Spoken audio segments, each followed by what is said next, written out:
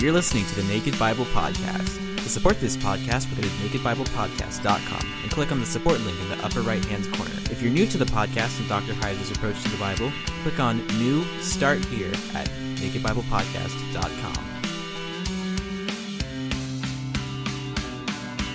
Welcome to the Naked Bible Podcast, episode 145, Ezekiel, chapter 31. I'm the layman, Trey Strickland, and he's the scholar, Dr. Michael Heiser. How you doing, Mike? Pretty good. It's been an interesting week. I've spent most of the week snowed in. That's fun. I'm down here with, it's hot. It's like 80 degrees down here. I'm burning up, so I will gladly trade places with you right now. Nah, it's just, boy, when I left the Midwest, I thought, this is awesome. I'll never see this again. This kind of weather. Wrong. Yeah. It's been kind of brutal. So, well, that's snow days are fun. You get to snuggle up with your pug, read some books, drink some hot cocoa, and well, we did all that. But the thing is, it's like if you want to go anywhere, you're just trapped. Couldn't get out of my driveway.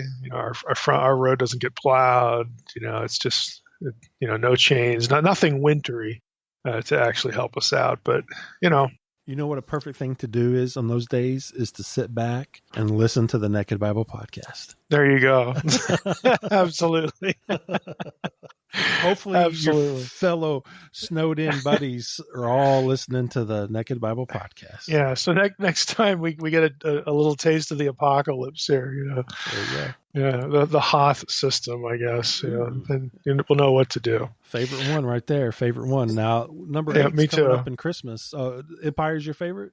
Yeah. It's one of two movies that I've seen double-digit times. Oh, what's the other one? Let me guess. Okay. Did you already say it? No, I said part of it. See if you can guess. You said Prince. It sounded like Prince. Pirates, maybe. Yeah. I was going to say Raiders of the Lost Ark, but no. That was my guess. So what is it? The Princess Bride. Oh, The Princess Bride. Yeah. Yeah. Every time it's on TV, it's like I keep moving because if I sit down, I'm going to be there for 2 hours. Do you know the line? What's his name? My name is. What is it? Inigo Montoya. You killed my father. Prepare to die. There you go. There you go. Yeah. Perfect. And of course, Wallace Shawn with Inconceivable. It's okay. We got to get off. Oh my gosh! Yeah, that's awesome. That's an awesome movie. So those are the two. Those are the two I've seen double digits. So little Heiser trivia right there. We'll save that for something down the line. Yeah, something. We'll see. Well, I mean, the week's over. We're getting back to normal, and here we go back in. This will help me feel a little bit more normal. To get back in the recording mode. We were listeners might be wondering, well, he said chapter 31. I thought it was going to be 31 and 32. Well, so did I. But maybe it's just because I got snowed in that I went a little crazy, with the research, and I just.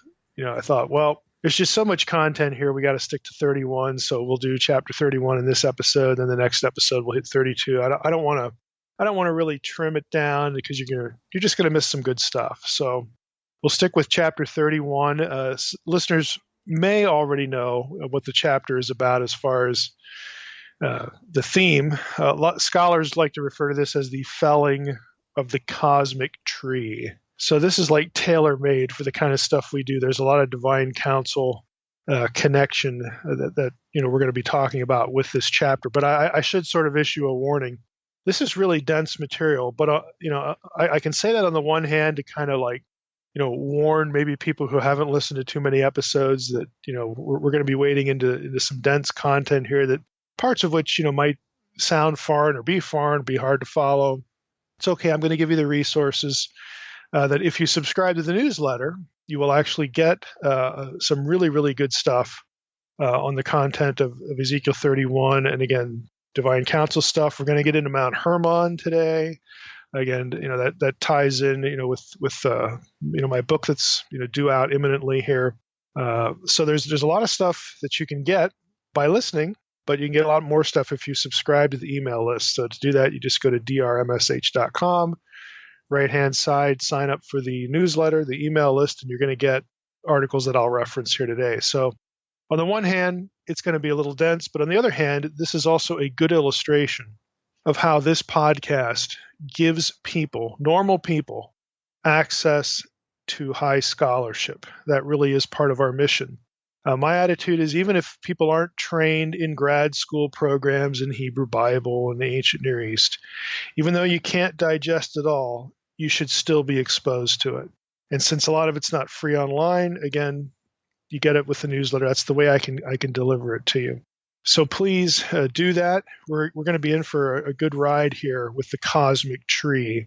And again, we're arms dealers here. We're not afraid to give you content. Some people, believe it or not, I get criticized for stuff I write, and even things like the podcast occasionally that, oh, you're exposing people with all this content. They don't really know what to do with it. That it's like giving people a gun and they don't know how to use the thing.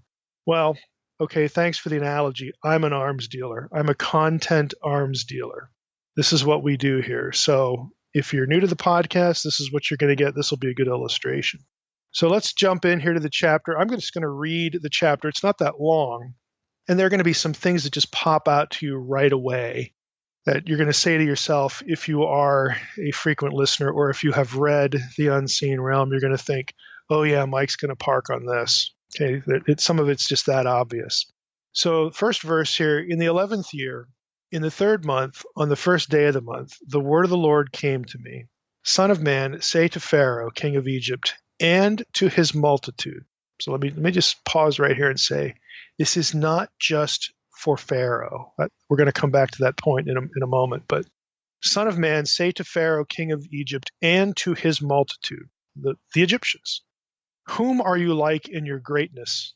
Behold, Assyria was a cedar in Lebanon, with beautiful branches and forest shade and of towering height, its top among the clouds. The waters nourished it, the deep made it grow tall, making its rivers flow around the place of its planting, sending forth its streams to all the trees of the field. So it towered high above all the trees of the field. Its boughs grew large, and its branches long from abundant water in its shoots. All the birds of the heavens made their nests in its boughs. Under its branches all the beasts of the field gave birth to their young, and under its shadow lived all great nations. It was beautiful in its greatness, in the length of its branches, for its roots went down to abundant waters. The cedars in the garden of God could not rival it, nor the fir trees equal its boughs. Neither were the plane trees like its branches. No tree in the garden of God was its equal in beauty. I made it beautiful in the mass of its branches, and all the trees of Eden envied it that were in the garden of God. Therefore, thus says the Lord God, this is verse 10, because it towered high and set its top among the clouds, and its heart was proud because of its height, I will give it into the hand of a mighty one of the nations. He shall surely deal with it as its wickedness deserves. I have cast it out. Foreigners, the most ruthless of nations, have cut it down and left it. On the mountains and in all the valleys its branches have fallen, and its boughs have been broken in all the ravines of the land, and all the peoples of the earth have gone away from its shadow and left it. On its fallen trunk dwell all the birds of the heavens, and on its branches are all the beasts of the field.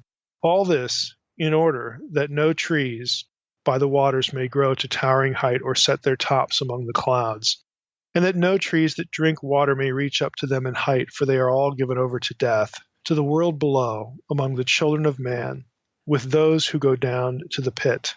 Thus says the Lord God, verse 15, on the day the cedar went down to Sheol, I caused mourning.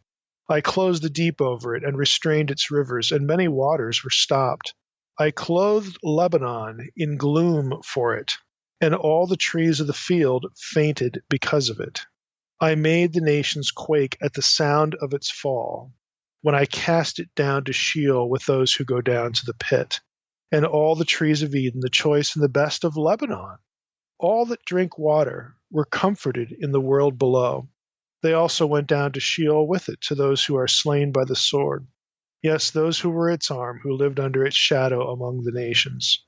Whom are you thus like in glory and in greatness, among the trees of Eden. You shall be brought down with the trees of Eden to the world below.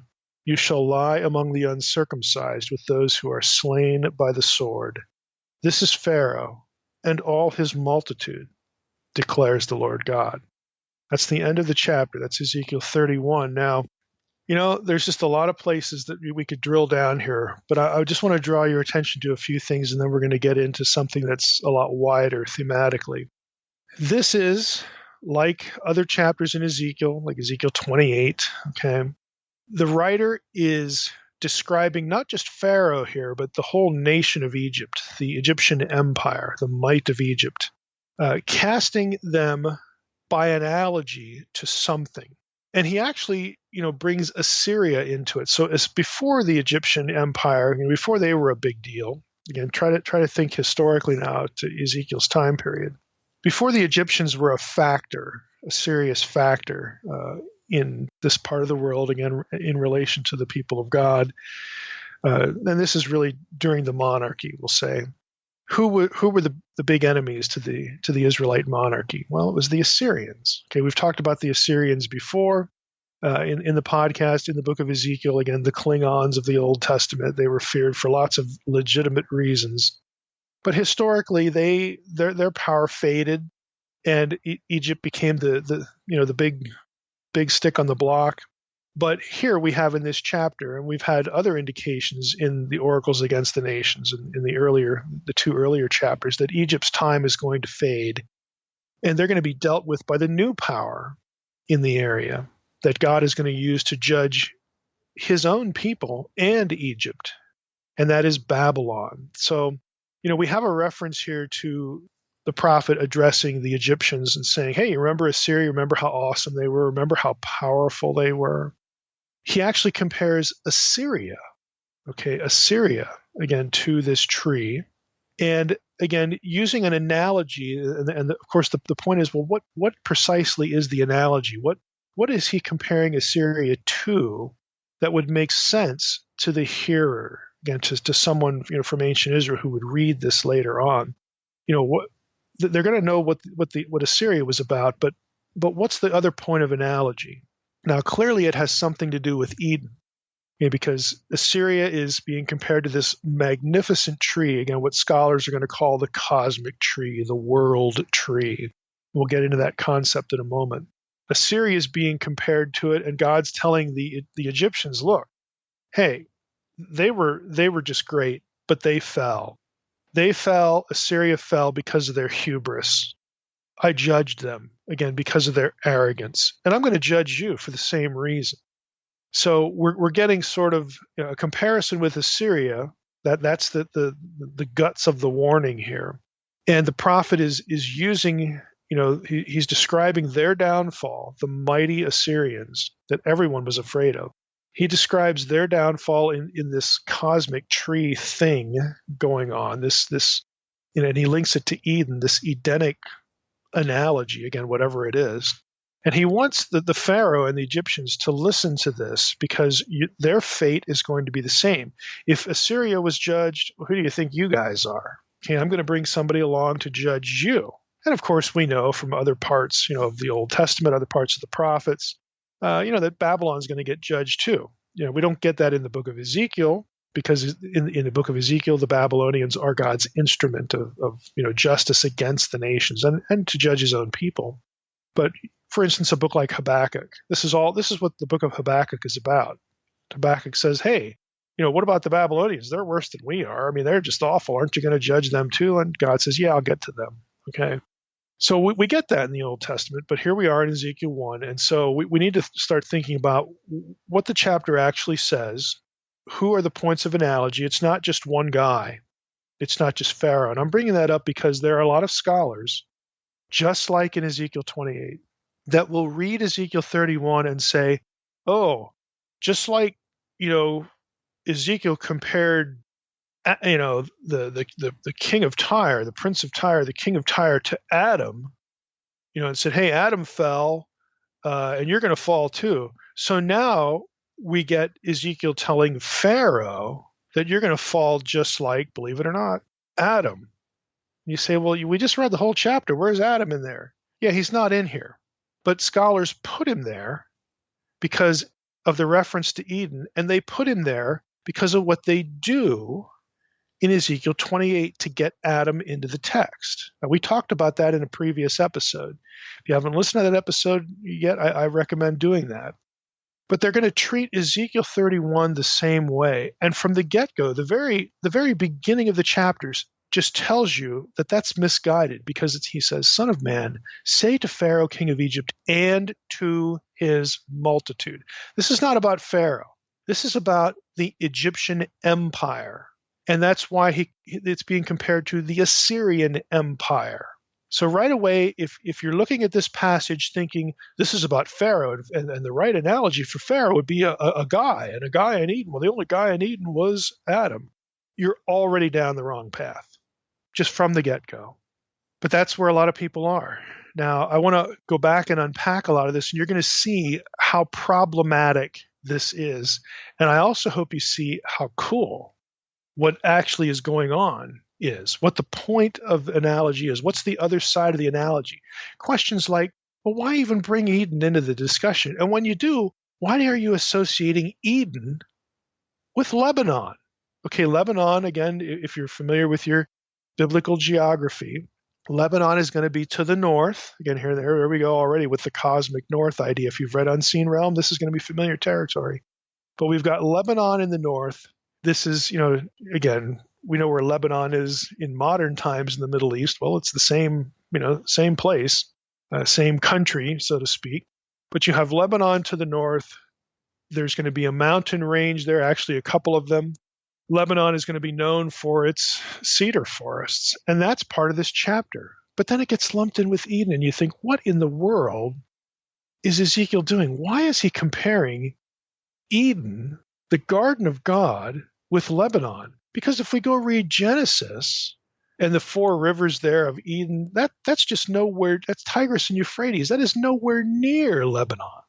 What is he doing? Okay, it's about the cosmic abode of God, or the cosmic abode of the gods. Okay, that whole cosmic mountain concept you're going to have in your head to be able to track with this. So hopefully you've read Unseen Realm.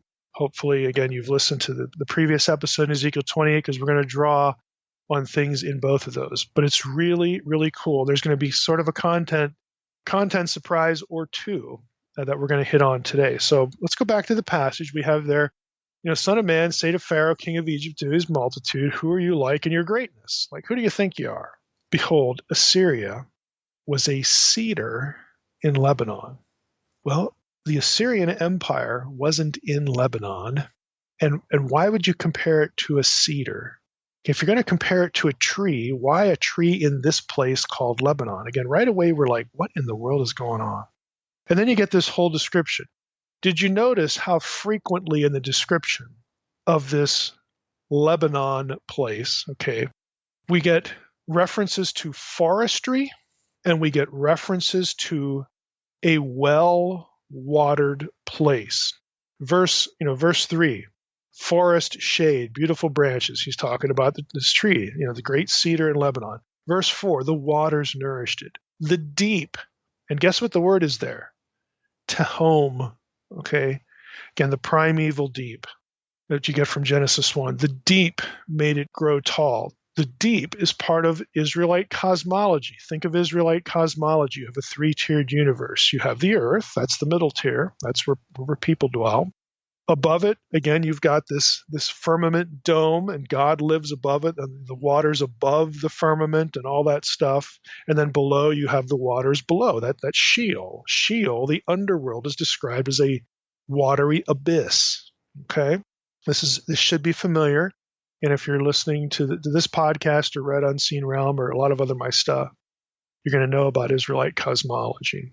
That's going to become a big deal here, because the idea of a cosmic tree is part of ancient Israelite cosmology, the three-tiered universe. Back to verse 4, we get a reference to the waters. We get a reference to the deep, to home. Verse 4, we also get a reference to rivers and streams. Verse 5, there's a reference to abundant water. Then we get the description of how magnificent the tree is. And verse 7, abundant waters. Verse 8, the cedars in the garden of God could not rival it. No tree in the garden of God. Verse 9, all the trees of Eden envied it that were in the garden of God.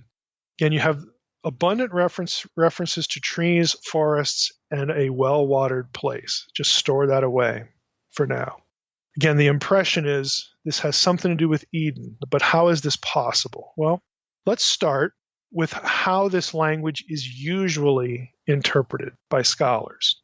Scholars typically will note, if you have a good commentary, something that tries to take the text seriously, gets into the text, scholars will note that the passage obviously draws on the notion, this idea, this concept of the world tree or the cosmic tree. Again, you have to conceive of this. It's hard for us because we're modern. You have to think of a giant tree whose boughs reach to the heavens. I mean, the very heights of the heavens, even beyond the sky. It's planted on earth, though, so the tree is as tall as the sky is. And then its roots descend into Sheol to draw up this water. Again, it's watered by the abyss, by the deep. Okay, so this tree is like a pole or a column that runs right through the earth. And again, if you're thinking about Israelite cosmology, to the Israelite, ancient people, very typical worldview that the earth was a round, flat disk. It's set on top of pillars. It's surrounded by water. Underneath it is water in the underworld. It's covered by the dome, that meets the edges of the horizon, where light and dark, are separated. That's Proverbs 8. Again, lots of references to this. I have a whole lecture that's online about Israelite cosmology. But running through the center of this is this gigantic, enormous tree whose branches go to the heavens and whose roots go down to Sheol. By the way, that's something that the flat earthers won't tell you about, will they? In other words, they'll make a big deal that, Heiser and others, talking about Israelite cosmology. Well, we have to believe that the earth is flat because, that's what the Bible says. Well, the Bible talks about the world tree too. And I don't know about you, but we ain't running into a giant tree whose branches extend to the heavens and whose roots go down to Sheol. So the flat earthers conveniently forget that part of ancient Israelite cosmology. Again, believing this in the modern world is as dumb as it sounds. But the language, again, the YouTube videos, whatever you get on the earth is really flat, none of them touch this. They just don't. They're either ignorant of it or they just conveniently forget it. But it's part of biblical cosmology. Now, Allen, in his commentary, his Word Biblical Commentary, the second volume on Ezekiel, pages 124 and 25, says this. He puts it this way. After the direct rhetorical question of verse 2b, the story is told of a magnificent tree, a mythological cosmic tree.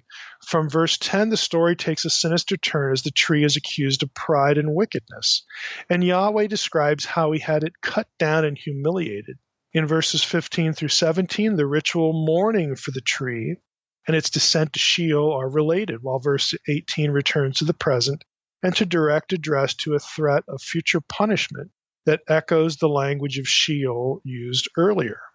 So I'll continue a little bit more. Verse 18 has a summarizing role, presenting the chapter in a nutshell with greater clarity.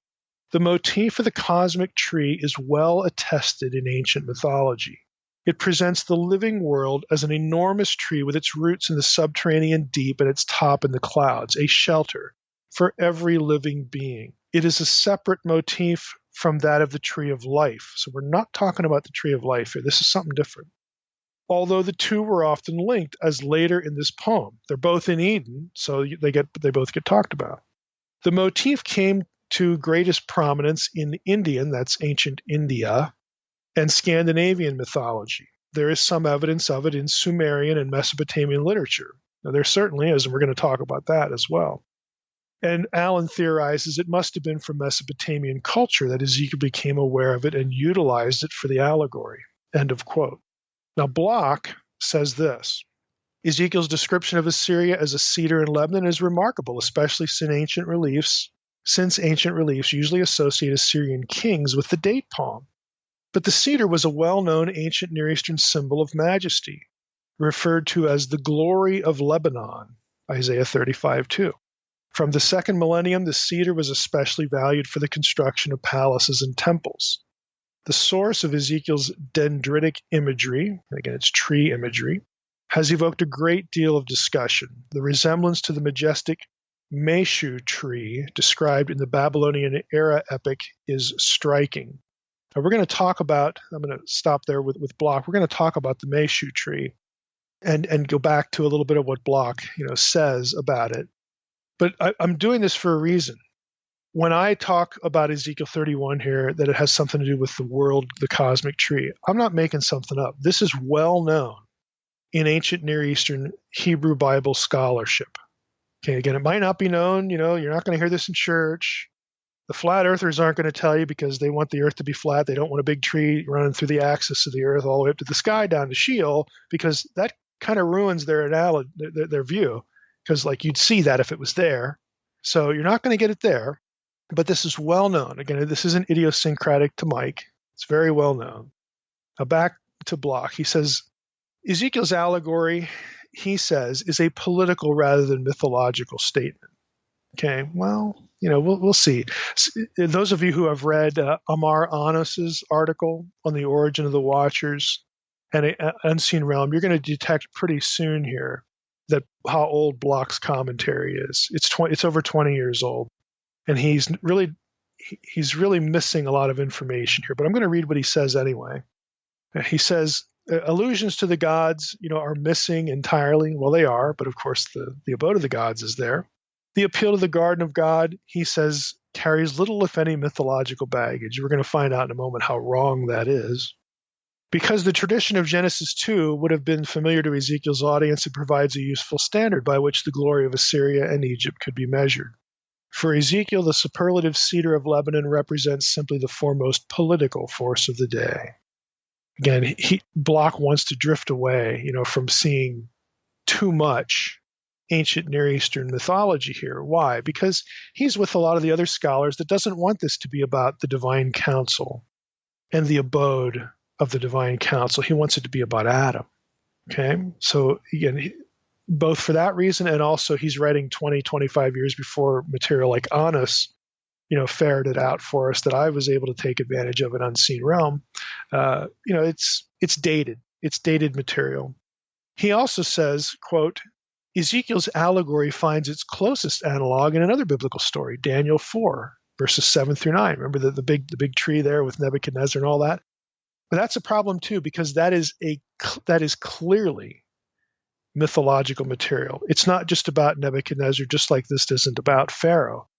There's a clear Mesopotamian connection with both Ezekiel 31 and Daniel 4, and it's the same connection. Block seems unaware that the Meshu tree gives the account in Daniel 4 and in Ezekiel 31 a distinct mythopoetic, mythological flavor, and that the tree in Daniel is in fact related to the Meshu tree. So it's far more than political. This isn't just a political analogy. There's something a whole lot bigger going on. Now, for listeners, again, if you subscribe to the newsletter, you're going to get an article. I'm going to put an article in the folder that I use for podcast, articles that I reference here, by Silviu Bunta. It's called The Meshu Tree and the Animal Inside, Theomorphism and Theriomorphism in Daniel 4. It's a journal article. Theomorphism is how is God's form or shape described. Theriomorphism is animal form. Again, it's just what it means. It's kind of an odd academic term. But if you read that, you're going to see that, oh yeah, we've got a lot going on in Daniel 4 that most people don't realize, and we got the same kind of thing going on in Ezekiel 31, and it ain't just political. This is theological messaging, again, through the use of ancient Near Eastern religious thinking. It is all over this chapter and all over Daniel 4. The cosmic tree, again, is not symbolizing just a man, and this is where Block and others want to go, because they're thinking that Ezekiel 28 is just about comparing the Prince of Tyre to Adam. Let's not have the divine council in there. Let's not have a divine rebel in there. Let's not have council rebellion in view. Again, that is quite misguided. You go back to Ezekiel 31 here, the text never says it's about Pharaoh. It's about the nation. It's about the empire. It's about Pharaoh and his multitudes. That empire, with its hubris, is analogized to the great tree. A man isn't the point of the analogy. The might of Egypt collectively and the hubris that goes with it is the point. It will fall just like Assyria did. And when we get to Daniel 4, the message is the same. Nebuchadnezzar, whom God will use in the time period of Ezekiel to judge Egypt, will be subject to the same judgment. And he gets the same imagery, the same messaging. Now you look at verses 15 through 17 and ask yourself if the description there fits with only one person, Pharaoh. Again, I'm belaboring this because this is how the chapter is typically talked about. Again, so that we're talking about Pharaoh here so we can justify isolating the discussion of the Prince of Tyre in Ezekiel 28 to the man in the garden, to Adam. Again, I'm saying that's just misguided. But let's just stick here. Let's try to stick with just Ezekiel 31. Here's verses 15 through 17. Thus says the Lord God, on the day the cedar, in Hebrew it actually says it, on the day it went down to Sheol, I caused mourning. I closed the deep over it and restrained its rivers, and many waters were stopped. I clothed Lebanon in gloom for it, and all the trees of the field fainted because of it.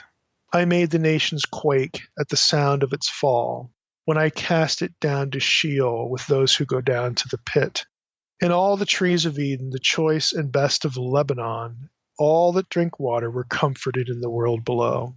They also went down to Sheol with it, to those who are slain by the sword, yes, those who were its arm, who lived under its shadow among the nations. Now here's some questions. Why would Lebanon mourn for Pharaoh? Well, it wouldn't. Well, it's actually mourning for one of its own. Remember, the analogy is about the tree. So Lebanon, the forest in Lebanon, they're not mourning because of a man. They're mourning because of one of their own. The tree, the great tree, has fallen. Now, I'll just telegraph where we're going to go with some of this. The trees here are not representative of people in the garden of God. The trees are representative of divine beings in the abode of God, the headquarters of the divine council. They are mourning. Again, the point of the original rebellion incident, the original problem, the original tragedy, is not the fall of a man. It's disloyalty in the council. Lebanon would not mourn for a man. The divine council would not mourn for the man, because God's going to redeem the man. They will mourn for one of their own. Okay? They mourn for the great tree who has fallen. It's another question. Did Adam get cast down to Sheol, to the pit? Did Adam, quote, lie with the uncircumcised, which is Old Testament language for being buried, going to the realm of the dead with people who are not the people of God, the Gentiles, the uncircumcised, and not your family? Is that what happened to Adam? Or was Adam redeemed?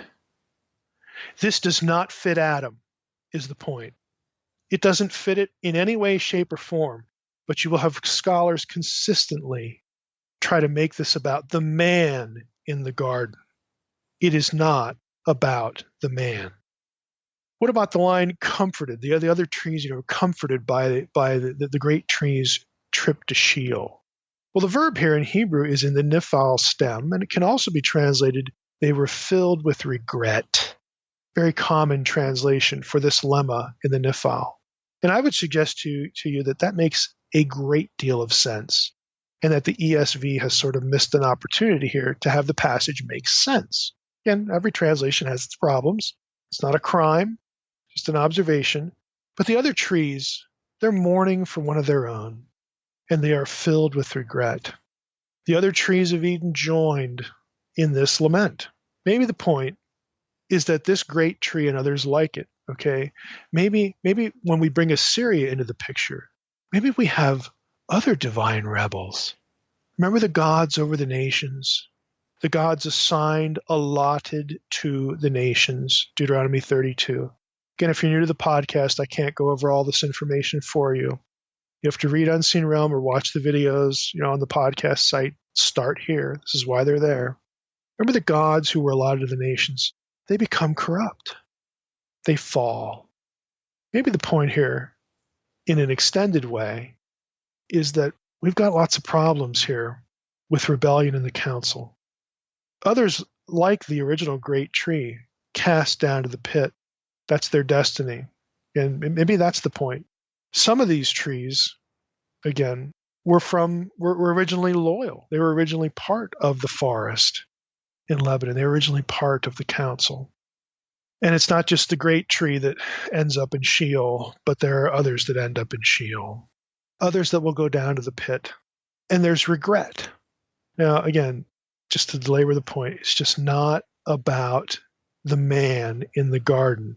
This is about a divine rebel cast down to the pit, and other rebels like him are going to be cast down as well. Now, it could be, again, and it's difficult to tell because it's poetry. Hebrew stems and conjugations don't have, ways of specifically plotting out their time and the chronology.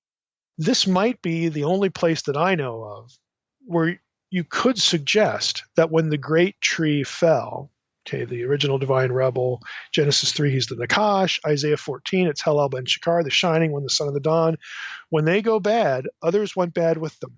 And we don't have a reference here to a third of the trees. We don't have a third of the angels and all that stuff. But it's possible, I'm not convinced of it, but it's possible that there may have been more than one.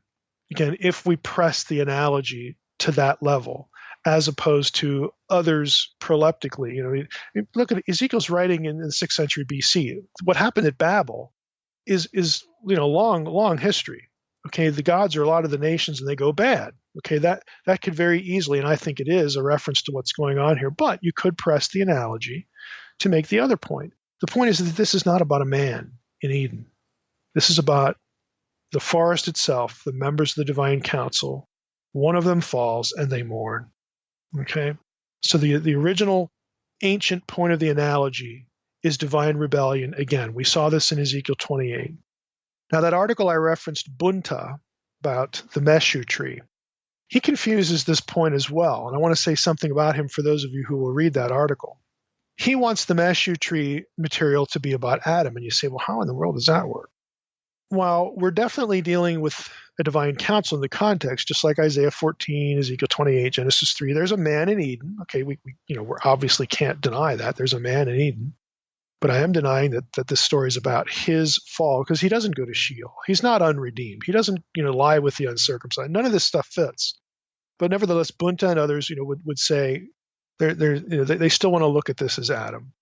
Now, Ezekiel 31 shares obvious elements with Isaiah 14, these references to Sheol. Taylor writes this: the use of a cedar of Lebanon as an allegory for a mighty nation is no new thing. Ezekiel used the same idea in chapter 17, and other echoes of the language in this chapter may be found in chapter 19, chapter 26, chapter 28. Isaiah's description of the descent of the king of Babylon into Sheol has distinct similarities. Isaiah 14. And Daniel's description of Nebuchadnezzar's dream uses much the same imagery. Daniel 4. Right? Yeah, that's all true, but ask yourself the question, or just make the observation. There's no way to get Adam in Isaiah 14. It's not like Ezekiel 28 when you can appeal to the Septuagint and you can just put him there because of what a translation does with difficult Hebrew. You can't do that in Isaiah 14, and you can't do that in Daniel 4 either. The only way to view all of these chapters that have shared imagery between all of them, the only way that they can all be consistent in the same way is to opt for a divine rebellion being at the heart of the imagery. The awfulness and the pinnacle of unthinkableness of such hubris that one among the council would go astray. If you look at all of the passages through that lens, not just, you pull one out, you pull another one out and say it's about a man. If you look at all of them that way, they are consistent with each other. And again, that's what I'm suggesting here. Now, Bunta, back to him, he'll latch on to the phrase, the description of the Meshu tree as the flesh of the gods. This tree was the flesh of the gods, the stuff from which an insignia, a symbol of the gods, is made, which, of course, sounds like idolatry. And that's the way it's treated in Mesopotamian stuff. People take the wood from the Meshu tree and they make an idol. Okay? Well, here's the reasoning. Here's how Bunta and others think this is about Adam. Well, humans are the image of God, just like idols were the image of the gods to other people. So therefore, the analogy of the Meshu tree must be to the man, to the human, to Adam. Okay, we have some problems. Some problems with that too. The Meshu tree accounts never have humans as being created in the image of the gods or a single god. The tree is only said to represent the god, whoever that is, and the idol represents that god. So arguing for Adam is to use the metaphor of the ancient Near Eastern material in a way that the metaphor isn't used in that material. The Meshu tree also isn't the tree of life for humans. So you have to wonder, well, why are we connecting it to humans at all? Again, the metaphor can be understood in different ways. That's just what metaphors are. Okay, there's different ways to see the analogy. The Meshu tree, yeah, sure, it's an idol. You make an idol from it in the Mesopotamian material, and it's associated with the god or a particular member of the divine council. And one could therefore say that since in Ezekiel 31 the analogy is made not just to Pharaoh, generic humans, but to Egypt collectively, the tree that was Assyria, the tree that was Egypt, represents the whole disinherited nations, its people, and its gods. Okay, why not go that direction? Why not say that the Meshu tree represents the whole nation? In other words, you have these gods in the council, and they go astray. They're allotted to the nations, and they go astray. And so one of the trees in the council is assigned to people, and the people represent that deity, and he represents them. Why not go for that? Why do we have to say it's about Adam? Why not, again, apply the metaphor in a different way to the relationship of the gods to their nations? Again, I'm just suggesting it. I'm not saying that's the way we should. I'm just saying that we can. Now, to flesh this out, again, pardon the pun there, it's worth noting that the Mesopotamian Meshu tree wasn't unique. It wasn't just one tree. In Mesopotamian material, when it talks about the Meshu tree, it's not just talking about one tree. So we're not talking about one tree that has to symbolize or be linked to one human, to Adam. Amar Anos, which is his article on the origin of the Watchers, it's already in that folder. I've mentioned it many times. In his article on the origin of the Watchers, he notes on page 310 that, quote, in the Mesopotamian Utuku Lemnutu incantations, some demons are compared to devastating flood, and the demons spawned by the seed of the sky god Anu scorch the land like daylight. They weaken the huge the Mesu trees in the forest. Again, these trees are emblematic of the realm of the gods, the council of the gods. There's lots of Mesu trees. It's not just one. And my view is that these trees were considered the flesh of the gods, quote unquote, simply because in Mesopotamian thinking, the idols of lots of particular gods would have been made from trees. Okay? In other words, there's no evidence in the Mesopotamian material that the language was about one tree and one guy. And so it's illegitimate for biblical scholars to use the metaphor that way to defend the idea that, we're just talking about Adam here. Again, that is an illegitimate use of the metaphor. The metaphor does not have that element on its own terms, and it ignores lots of other stuff. Again, Adam didn't go to Sheol. He didn't die among the uncircumcised. He didn't go to the pit with the uncircumcised. Adam was redeemed. And if we look at Ezekiel 31, we're going to find out that Egypt, again, they're not going to have the same destiny as Israel. Israel's going to be raised to new life because of the people of God. Again, the analogy just doesn't fit in a lot of ways the way a lot of scholars want to think about it. So now let's transition now. Okay, Mike, well, we've talked about how it's usually talked about, how the whole tree metaphor, the cosmic tree thing is usually talked about, how scholars want this to be talking about one guy, one tree, one guy, so that we can say, oh, Pharaoh is being compared to Adam, just like the Prince of Tyre was being compared to Adam. And all this nonsense about these chapters are about rebellion in the divine council, and how that those two chapters, Ezekiel 28, Ezekiel 31, how they fit with Isaiah 14. Yeah, we know that the language is the same. We know that the metaphor is the same. Don't bother us with those details, Mike. Okay, this is about Adam. All these things are about Adam. Because God forbid that we say that Isaiah 14, Ezekiel 28, and now Ezekiel 31 has any relationship to Genesis 3. Oh, we don't want to say that. Again, if you're curious as to, well, why would scholars resist that? Go back and listen to the episode on Ezekiel 28. And what I'm saying is, yeah, that is what's going on. These chapters are related. The metaphors are the same. The language is the same. And the reference point is the same. It is not about Adam. It is not about a man in the garden. It is about a divine rebel. That's what all of these things are about. And to be consistent, that's the way we need to treat all of them, not just one when we think it makes us comfortable for whatever other reason in our theology or in our scholarship. Okay, so you say all that and you say, well, okay, Mike, what's going on here? You haven't answered the questions you raised. Why the reference to Lebanon?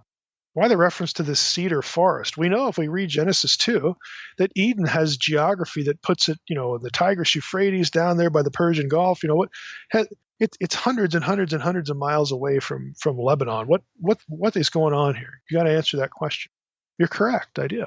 And at this point, I want to refer listeners, again, subscribers, you'll get this article too, to an article by Edward Lipinski. It's called El's Abode, subtitle, Mythological Traditions Related to Mount Hermon and to the Mountains of Armenia. It's from the journal Orientalia Lovaniense Periodica. It's published in Belgium. Now, I have to give kudos here to Derek Gilbert. Derek and I had a conversation a few weeks ago, and he started talking about Mount Hermon and the Anunnaki and, the Watchers, and it just wasn't clicking with me because I had given him, an article, a couple articles, for his book, and it wasn't clicking. And then I realized a little while later, you know what? I thought he was talking about a different Lipinski article. I have one on the furniture of El and a few other things. And I had to go back to my own archives and find this article. And it's awesome. It's awesome. So if I'd have never had that conversation with Derek, this wouldn't have like gone off in my head, but it did. So, kudos to him, for, waking me up there. Now, this article, like I said, is just amazing. I can't go through the whole thing. It's about 60 pages long. It's a long article, and it's very detailed and it's very dense. So everything I'm going to say here, I'm going to extract from the article a few things. Lipinski goes into mind-numbing detail to establish in various texts, in various languages. He is not making any of it up. Trust me. I mean, go look at the article. You'll find out. You don't have to trust me. Just go look at the article. So here are a few summary points of this, and then we'll tie this into Ezekiel 31, and then that'll be the essence of our episode here. Lipinski starts out. He points out that because the article is about where does El live? Okay, El, Ugaritic El, who was the head, he was the one who fathered all the other gods. He's the highest authority, the high sovereign. Even though Baal, who is his co-regent, gets called the Most High and all that stuff in Ugaritic religion, he still has to get permission from El to do things. And we know in the Hebrew Bible that Yahweh, the God of Israel, gets described with both El epithets and Baal epithets, and that's because the biblical writers want to elevate Yahweh above El and Baal. Both, Ugarit was their next door neighbor. Of course, religiously, Baal had a big influence. El worship had a big influence on the Israelites, and so the prophets will use this material to say, no, Yahweh, Yahweh and this other guy El, there are two different things here. You need to worship Yahweh and Him alone, and all that stuff. Okay. All of that said, there was a lot of speculation, both in ancient times and in scholarship, about Ugaritic texts talk about El's abode. And El's council where it meets and all this stuff. Now we get a description of Baal's. Baal's council is in Saphon, okay, the remote north. But what about El's? Now, up until Lipinski's article, most scholars would have put this location, where is El's mountain, at a place called Afka, Mount Afka, near Kirbet Afka. It's a mountain that's between Byblos and Baalbek. And again, for subscribers, I may put this on because I just made this up, myself, but there's a PDF of a map in the folder for subscribers that you can, as you're listening to the podcast, you can look at the map. But there's again a well-known place here between Byblos and Baalbek that most scholars thought, okay, this was what the ancients thought was the mountain of El, the dwelling place of El. Lipinski points out, though, that you know what? There isn't a single Ugaritic text that names this as the place of El and his council. And besides that, Afka is just a common noun. It's never used as a proper noun.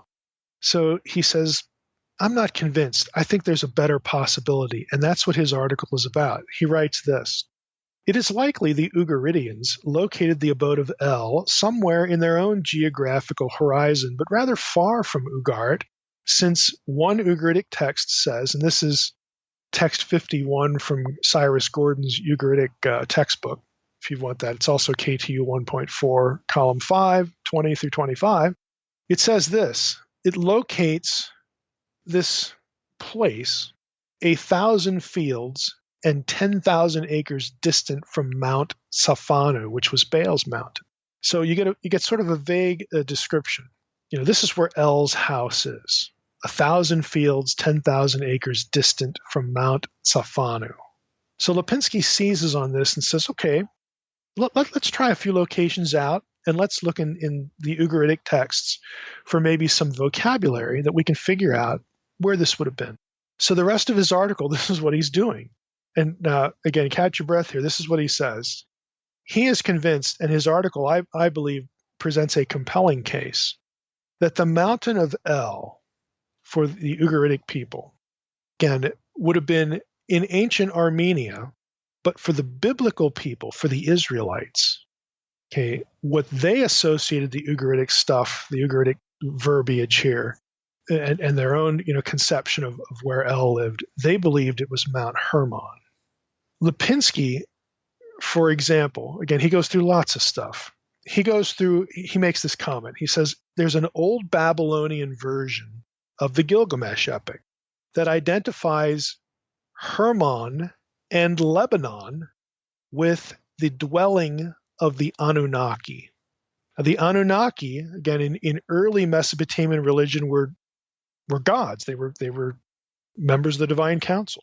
In later Mesopotamian religion, later texts, they get consigned to the abyss. They become like the lords of hell, okay, if you want to say it that way. But in the old Babylonian text, the story of Gilgamesh, they're just part of the divine council, and the place where they meet is Hermon and Lebanon. The Ugaritic term for Hermon is Sharyan. That is very, very, very, very close to Sirion in Deuteronomy 3:9, Psalm 29:6, and 1 Enoch 13, verse 9. So what Lipinski does is he ties all these threads together and basically says, when we're talking about the forests of Lebanon, when we're talking about the cedars of Lebanon, there are other phrases, Cedar Mountain as the abode of El. Again, his article goes through all the data, which I don't have time to just spill it out to you. He's suggesting, again, that Mount Hermon was, to these ancients, the dwelling place of the divine council. This is where they met. And it's specifically actually linked to the Anunnaki in this old Babylonian version of Gilgamesh. I'll even read it to you. This is from, if you have Pritchard's Ancient Near Eastern Texts of the Old Testament, the 3rd edition. This is pages 504 and 505. Again, this is the old Babylonian fragment of the Gilgamesh epic. Gilgamesh is talking to Enkidu. And they're in the forest, okay, and they have to confront this monster, Huwawa.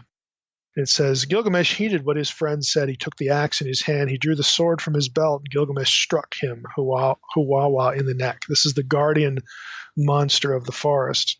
And so they kill Huwawa. He struck the watchman, Huwawa, to the ground. For 2 leagues the cedars resounded. Enkidu killed him with him. And then there's a reference to the forest cedars. Then Enkidu killed the watchman of the forest, with him, and at whose word Sarya, which is the Akkadian word for the Ugaritic term Sharyan and the Hebrew term Sirion, at whose word Sarya, in other words Hermon, Mount Hermon and Lebanon, trembled. All the mountains became, and then there's the text is broken. All the hills became, text is broken. He slew the gap, and then there's a reference to the cedars. Then it says here, he opened up, they pressed on into the forest, and he opened up the secret dwelling of the Anunnaki. Gilgamesh is there cutting down trees, and the forest is referred to as the secret dwelling of the Anunnaki. Again, without getting into too much detail, because it's tough to translate this to a podcast, Lipinski's article demonstrates that these terms that you run across in these ancient texts, Sharyan, Sirion, a reference to a cedar forest, a cedar mountain. Again, they point to Mount Hermon as being the dwelling place of El's council. And it makes sense, because that's where you have a cedar forest. And not only that, Lipinski goes on for 2 or 3 pages talking about how well-watered it is geographically. El's abode in Ugaritic text described as a well-watered garden. Okay, you have the watering motif there, you have the garden motif, you've got the cedars, you've got all this stuff. So again, why the connection with Eden? Because Eden was the cosmic mountain. It was the dwelling place of Yahweh. It was the place where the divine council met to listen to Yahweh and figure out, hey, what's on the task list for today? It's where humans are created to be part of the council, and then to overspread the earth and make the rest of the earth like Eden.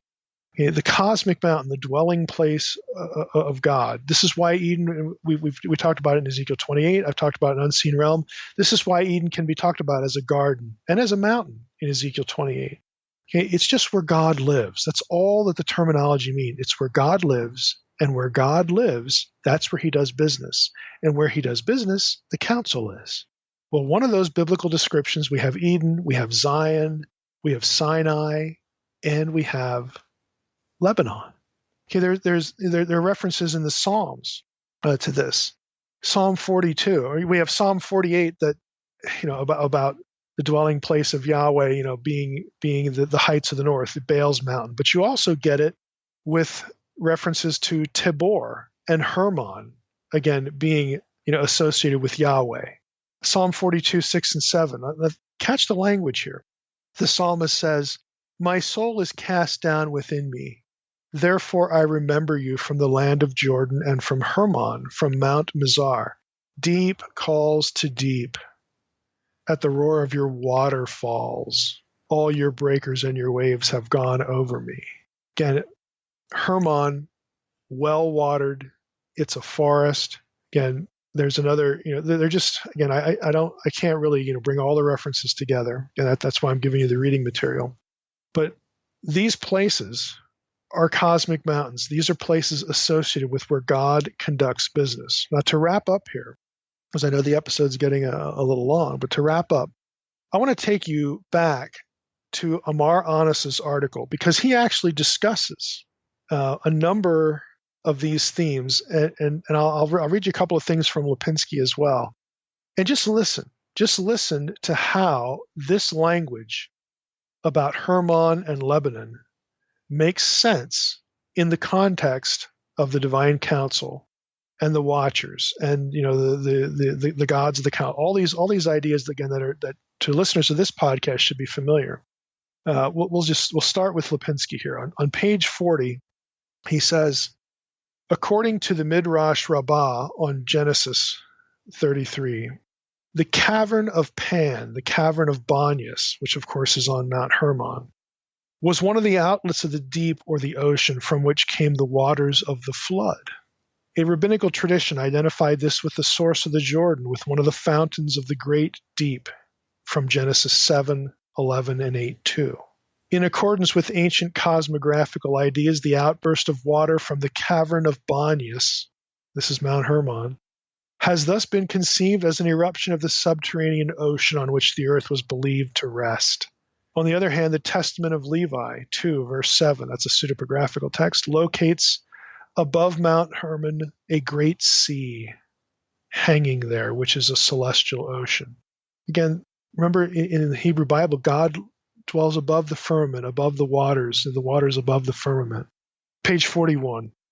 The passage, Psalm 42 and others, and in the Ugaritic text that have two oceans, the double deep, deep calls to deep, the Tehom calling to the Tehom. These passages have the subterranean source of the fountains, springs, and rivers that come out of the earth, and the celestial reservoir from whence comes the rain.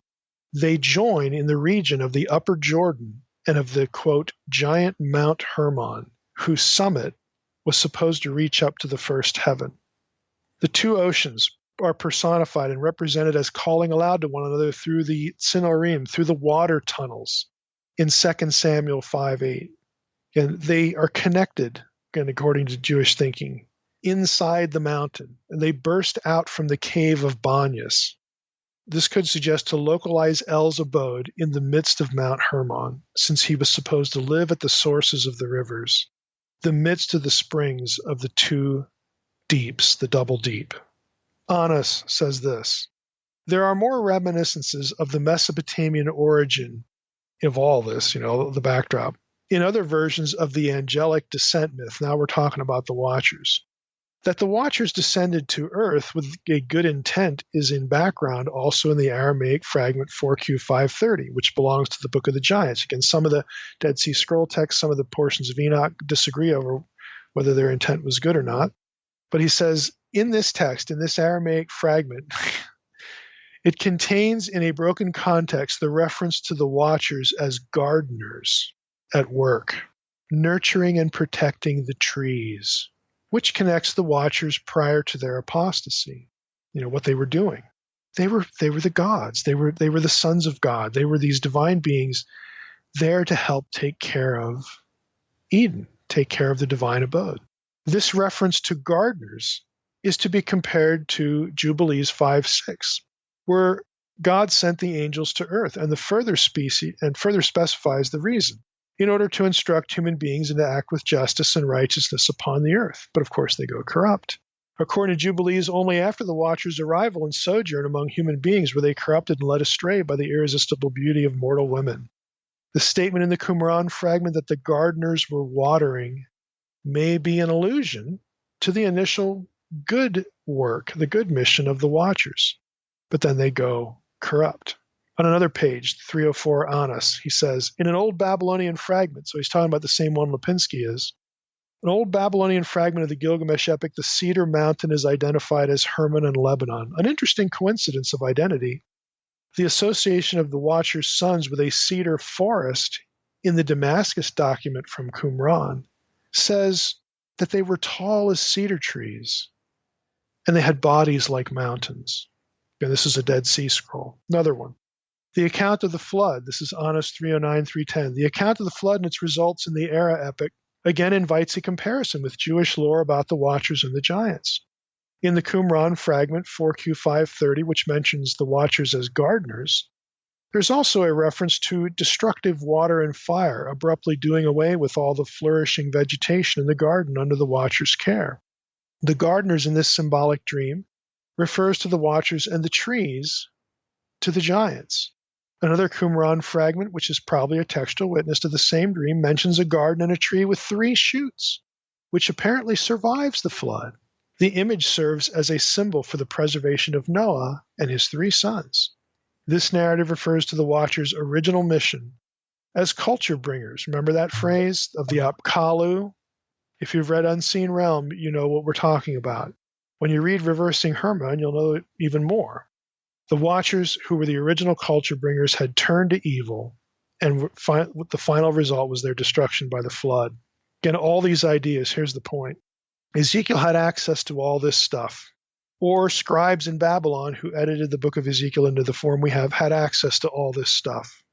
These ideas in Israelite hands describe a primeval forest, okay, that is the dwelling place of God. Just like in other texts, the language of a garden is used, or the language of a mountain is used. Here we have the primeval forest of the divine council, the well-watered garden abode, the mountain abode of God, also known as Eden, also known as the cosmic mountain. Hermon and the forests right next to Hermon are easy matches for all of these things. The perspective, again, that unites all of this. Just think about what we're doing here. We have Ezekiel 28, references Eden as a garden and a mountain. And we have a divine rebellion in there. That's the point of the analogy. We have Isaiah 14, which shares language from Ezekiel 28, that the divine rebel gets sent to the abyss, gets cast down to Sheol, cast down to Eretz, the earth, which is another word for Sheol. The council loses one of its members.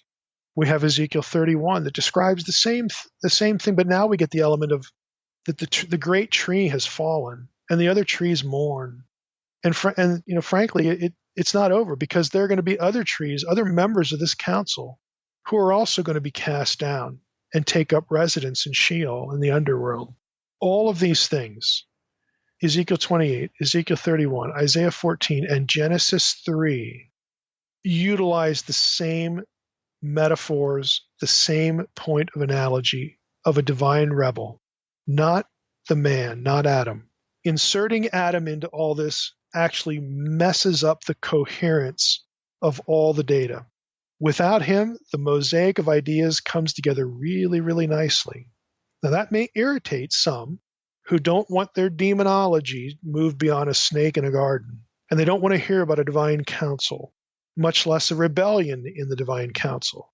But folks, I don't write the stuff, okay? I just try to do some work to understand it and get you to material to help you understand it.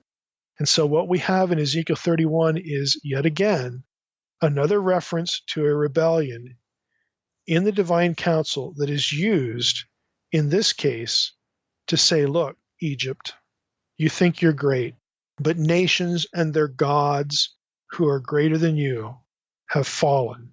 And to reinforce that point, I'm going to draw on the story of a wonderful being in a wonderful place, right there with his comrades in the divine council on Hermon, okay, right there.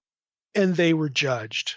As mighty as these gods, these divine beings were, they're better than humans, okay, as mighty as they were, when rebellion against the will of God, against the high God, the most high God, when rebellion against him happens, it will be dealt with.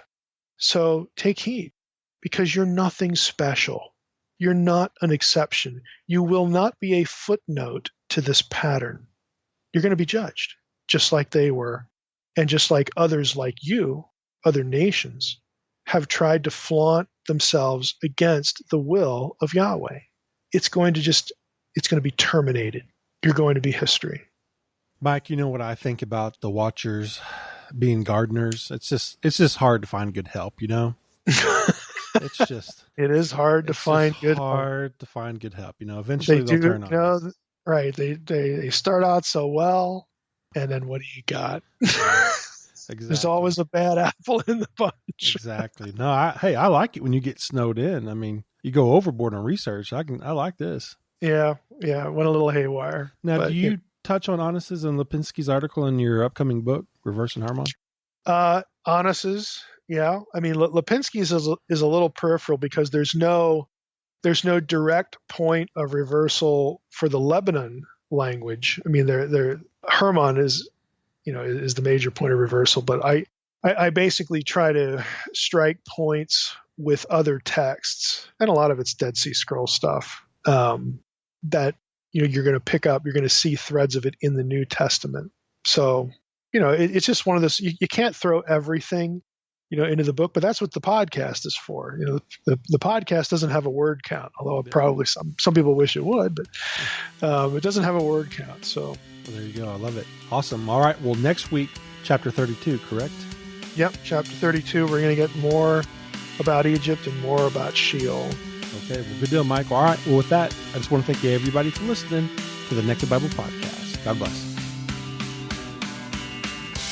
Thanks for listening to the Naked Bible Podcast. To support this podcast, visit www.nakedbibleblog.com.